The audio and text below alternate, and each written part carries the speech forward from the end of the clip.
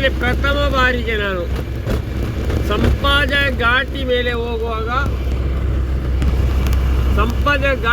ಹೋಗುವಾಗ ಒಂದೇ ಒಂದು ಗಾಡಿ ಸಿಗದಂತಹ ಒಂದು ಅಪರೂಪಕ್ಕೆ ಒಂದು ಗಾಡಿನೂ ಇಲ್ಲ ಇಲ್ಲಿ. ಒಂದೇ ಒಂದು ಗಾಡಿ ಇಲ್ಲ ಈ ರೋಡಲ್ಲಿ. ಈ ಜಾಗ ಎಲ್ಲಿ ಗೊತ್ತಾಯ್ತಾ? ಮೊನ್ನೆ ಒಂದು ಆಕ್ಸಿಡೆಂಟ್ ವಿಡಿಯೋ ಫುಲ್ ವೈರಲ್ ಆಯ್ತಲ್ಲ, ಸಖತ್ ವೈರಲ್ ಆಯ್ತಲ್ಲ ಆ ಜಾಗ. ಇದು ಅಲ್ಲಿ ಕಾಣ್ತದಲ್ಲ, ಅದಲ್ಲ, ಅಲ್ಲ, ಸ್ವಲ್ಪ ಮುಂದೆ ಸಾರಿ ಆಯ್ತಾ. ಒಂದೇ ಒಂದು ಗಾಡಿ, ಹಿಂದೆಯಿಂದನೂ ಬರುವುದಿಲ್ಲ, ಮುಂದೆಯಿಂದನೂ ಬರುವುದಿಲ್ಲ. ಹೋಗೋಕ್ಕೆ ತುಂಬ ಭಯ ಆಗ್ತಾ ಇದೆ. ಆನೆಗಳು ಬೇರೆ ಉಂಟು ಅಂತ ಹೇಳ್ತಾರೆ.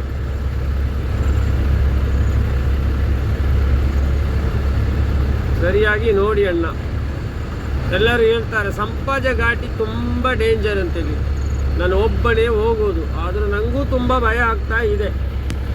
ಯಾಕೆ ಭಯ ಅಂತ ಹೇಳಿದರೆ, ನಮ್ಮ ಜೀವನದಲ್ಲಿ ಪ್ರಪ್ರಥಮ ಬಾರಿಗೆ ಎಂತ ಗಾಡಿ ಇಲ್ಲದೆ ನೋಡಿ, ಒಂದು ಗಾಡಿ ಬರ್ತಾ ಉಂಟು ದೂರದಿಂದ ಒಂದು ಗಾಡಿ ಬರ್ತಾ ಉಂಟು.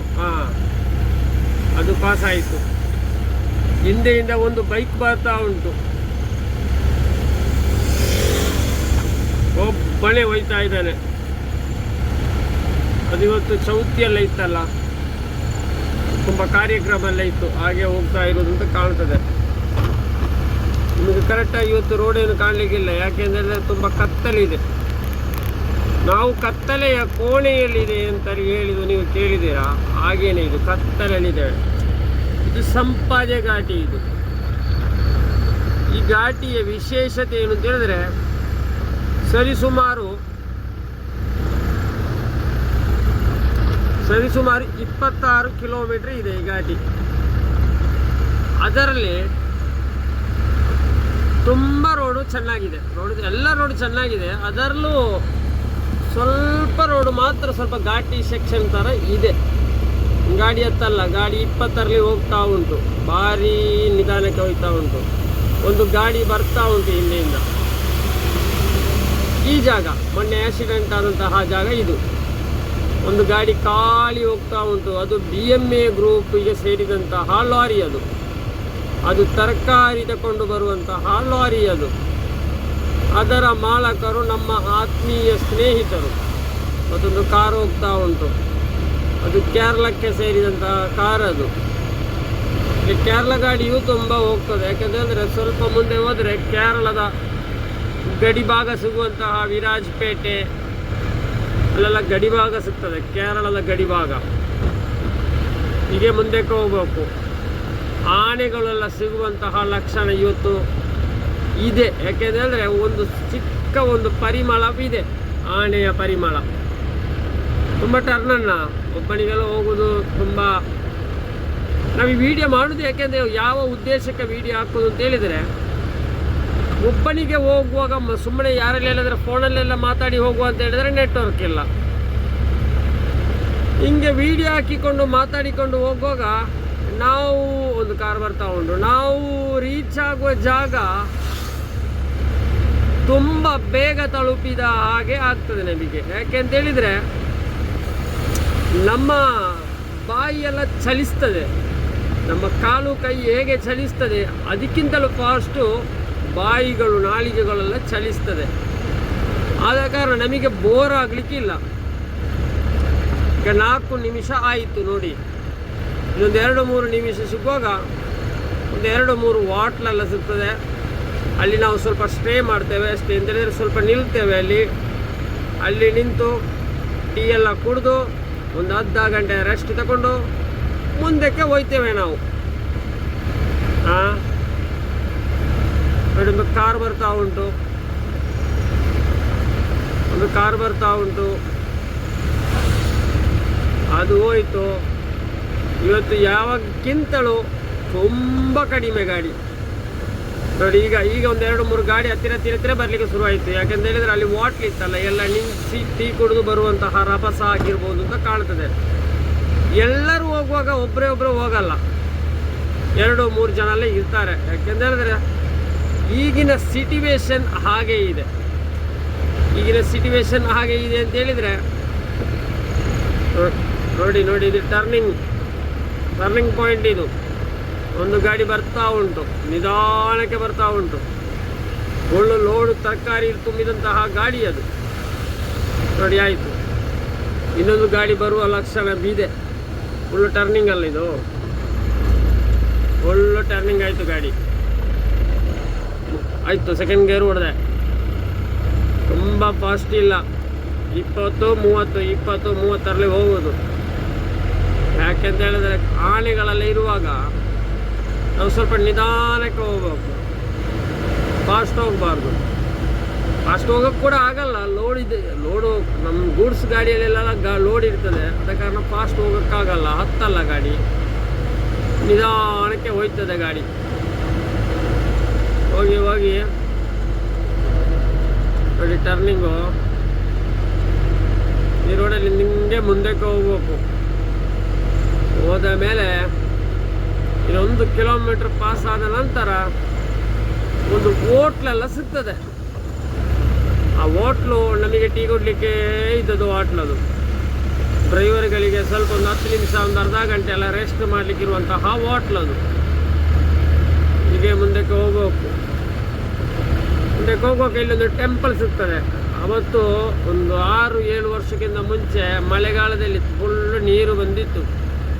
ಆ ಸಮಯದಲ್ಲಿ ಆ ಟೆಂಪಲಿನ ಹಿಂದುಗಡೆ ಮುಂಭಾಗದಲ್ಲೆಲ್ಲ ನೀರು ನಿಂತಲ್ಲೆಲ್ಲ ತುಂಬ ಮೀನು ಬಂದಿದೆ. ಒಂದು ಸಾರಿ 7 ವರ್ಷ ಆಯ್ತಾ ಅಂತ ಕಾಣ್ತದೆ. ಮೀನು ಅಂತ ಹೇಳಿದರೆ ಅಷ್ಟೊಂದು ಮೀನು ಬಂದಿದೆ. ಆ ಪ್ಲೇಸಿಗೆ ತಲುಪಲಿಕ್ಕೆ ಆಯಿತು. ಈ ವಿಡಿಯೋ ನೋಡಿದವರು ಎಲ್ಲರೂ ನಮ್ಮ ಚಾನೆಲನ್ನು ಸಬ್ಸ್ಕ್ರೈಬ್ ಮಾಡಬೇಕು, ನಮಗೆ ಸಪೋರ್ಟ್ ಮಾಡಬೇಕು.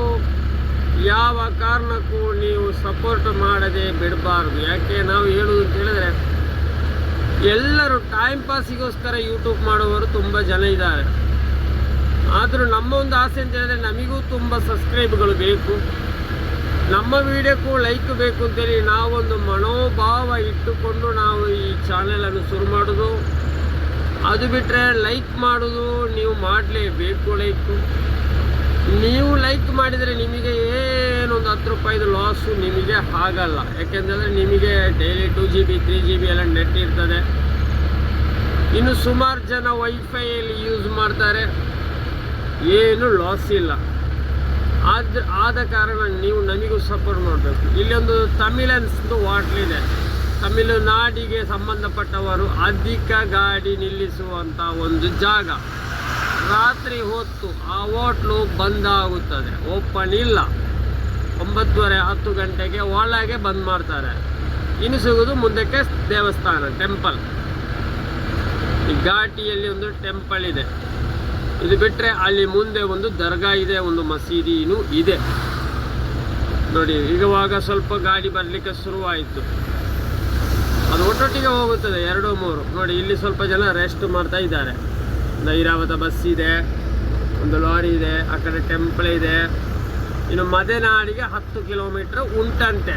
ಕಿಲೋಮೀಟ್ರ್ ಕಳ್ಳು ಹೇಳ್ತಾ ಉಂಟು. ಅಲ್ಲೆಲ್ಲ ನಾವು ತಲೆಗೆ ತೆಗಿಯಲ್ಲಣ್ಣ, 10 20 ಇದ್ರೂ ಹೋಗುವ ದಾರಿಗೆ ಹೋಗಲೇಬೇಕು. ಮೈಸೂರು ಬೆಳಿಗ್ಗೆ 3:30 ಗಂಟೆಗೆ ರೀಚ್ ಆಗಬೇಕು, ಅದೇ ನಮ್ಮ ಉದ್ದೇಶ. ವಾರದಲ್ಲಿ ಒಂದು 2-3 ಟ್ರಿಪ್ ಮೈಸೂರು, ಬೆಂಗಳೂರು, ಶಿವಮೊಗ್ಗ ಎಲ್ಲ ಊರಿಗೆ ಹೋಗ್ತೇವೆ. ಸಾಧಾರಣವಾಗಿ ಕರ್ನಾಟಕದ 28 ಜಿಲ್ಲೆಗಳಲ್ಲಿ ಸುಮಾರು 20 ಜಿಲ್ಲೆಯು ಕವರ್ ಮಾಡಿ ಆಯಿತು. ಇನ್ನು 8 ಜಿಲ್ಲೆಗೆ ಹೋಗಬೇಕು. ದೇವರ ದಯೆ ಇದ್ದರೆ 8 ಜಿಲ್ಲೆಗೂ ಹೋಗಬೇಕು. ಅದರಲ್ಲಿ ಏನಾಗಲಿಕ್ಕಿಲ್ಲ.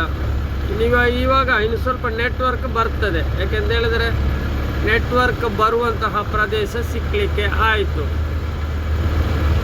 ಇನ್ನೊಂದು ಹೋಟ್ಲು ಸಿಗ್ತದೆ, ಅದು ತಮಿಳನ್ಸ್ ಹೋಟ್ಲು. ಅದು ರಾತ್ರಿ ಬಂದು, ಅದು ಯಾಕೆಂತ ಹೇಳಿದ್ರೆ ಅದು ತಮಿಳನ್ಸ್ ಗಾಡಿಗಳು ತುಂಬ ಗಾಡಿ ನಿಲ್ತದೆ ಟೀ ಕುಡಿಲಿಕ್ಕೆಲ್ಲ.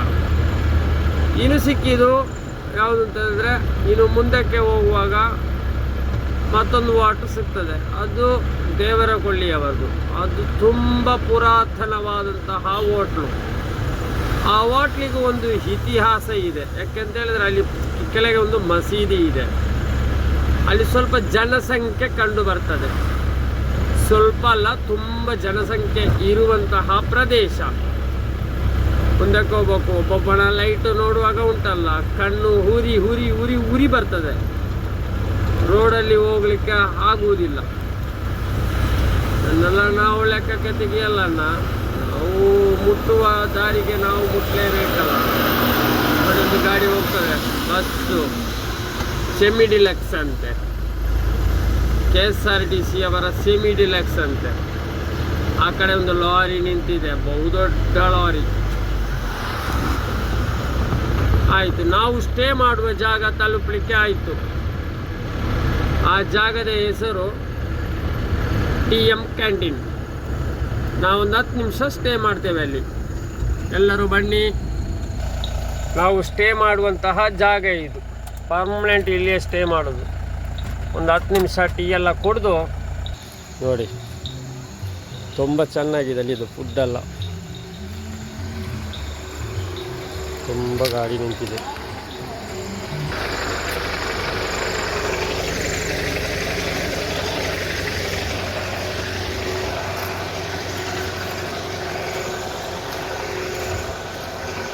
ಚಾಯ್ ದಿನ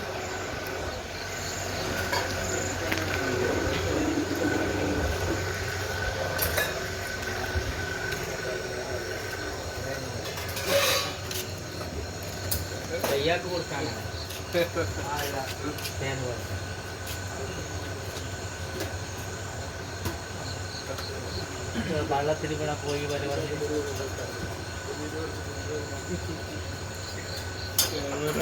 ಓ